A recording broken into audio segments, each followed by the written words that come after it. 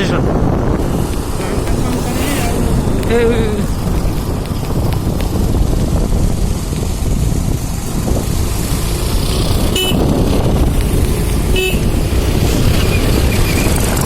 ଆପଣମାନେ ବର୍ତ୍ତମାନ ଦେଖିପାରୁଥିବେ ଆମେ ବାଲେଶ୍ୱର ଜିଲ୍ଲା ଯାଉଛୁ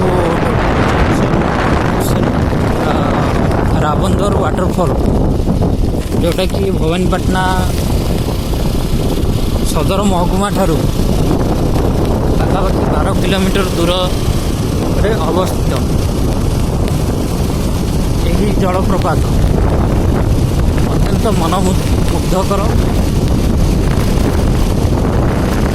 ପ୍ରାକୃତିକ ପରିବେଶରେ ଭରପୁର।